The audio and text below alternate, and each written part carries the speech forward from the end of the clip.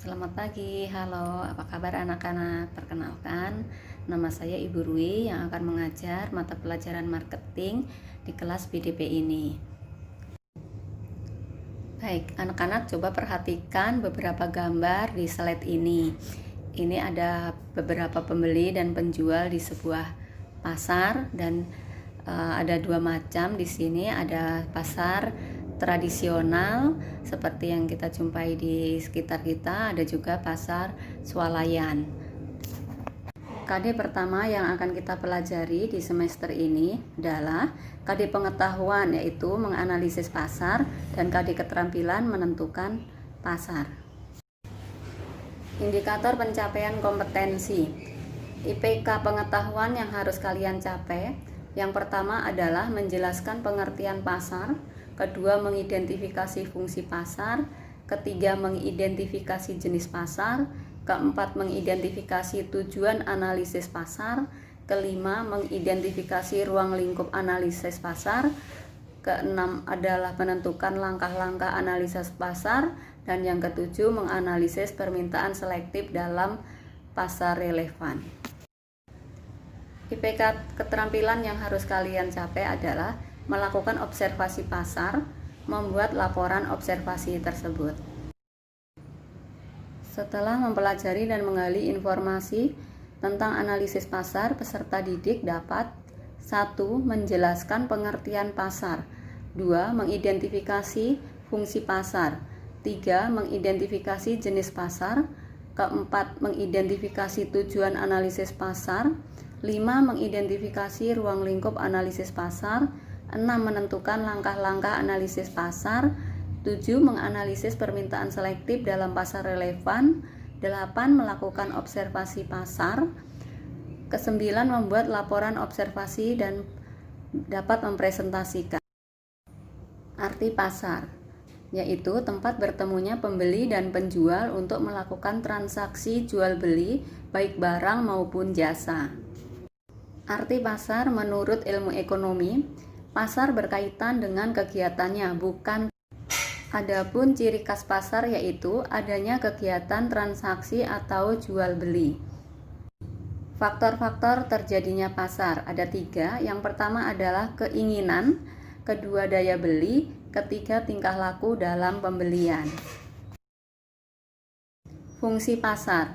1. Sebagai fungsi distribusi produk, 2. Fungsi penetapan harga ataupun nilai, 3. Fungsi promosi, 4. Fungsi penyerapan tenaga kerja, 5. Menyediakan barang dan jasa guna masa mendatang. Anak-anak coba perhatikan slide berikutnya.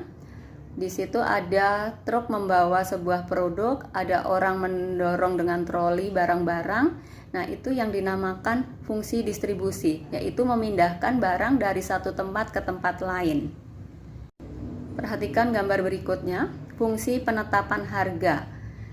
Di situ contohnya ada sepatu sebagai produknya, di situ ada label harga ya. Itu misalnya harga sepatunya 300.000. Nah, itu penetapan suatu harga pada suatu produk. Selanjutnya perhatikan gambar. Di situ ada brosur dari Giant maupun dari Carrefour. Di dalamnya ada produk-produk ya, contoh produk, dan di situ tercantum juga harga. Nah, itu salah satu contoh promosi. Lalu gambar berikutnya, perhatikan ada orang sedang bekerja di sebuah konveksi maupun di sebuah toko. Nah, itu contoh pasar berfungsi sebagai penyerapan tenaga kerja. Perhatikan gambar berikutnya. Di situ ada orang menyimpan barang atau produk di dalam sebuah gudang. Nah, itu salah satu contoh fungsi pasar sebagai penyedia barang di masa yang akan datang. Selanjutnya kita akan masuk ke jenis-jenis pasar. Pasar menurut fisiknya kita bedakan menjadi 2, yaitu 1. Pasar konkret dan pasar abstrak. Pasar konkret adalah tempat pertemuan antara pembeli dan penjual untuk melakukan transaksi secara langsung. Sedangkan pasar abstrak yaitu terjadinya transaksi antara penjual dan pembeli hanya melalui telepon ataupun internet. Pasar menurut waktunya. Yang pertama, pasar harian, kedua pasar mingguan, ketiga pasar bulanan, dan yang keempat adalah pasar tahunan dan temporer. Pasar menurut barang yang diperjualbelikan. 1. Pasar barang konsumsi, yaitu pasar yang memperjualbelikan barang-barang konsumsi. 2. Pasar sumber daya produksi, yaitu pasar yang memperjualbelikan faktor-faktor produksi atau tenaga kerja, tenaga ahli, mesin, dan tanah. Pasar menurut luas kegiatannya. Yang pertama, pasar setempat, kedua pasar daerah, ketiga pasar nasional, keempat pasar internasional. Pasar menurut bentuknya dibagi menjadi dua, pasar persaingan sempurna dan pasar persaingan tidak sempurna.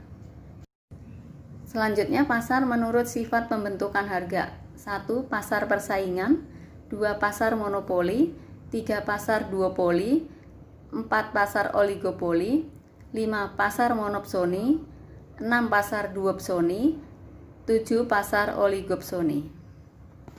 Yang terakhir, pasar menurut cara transaksinya. Ada pasar tradisional dan pasar modern.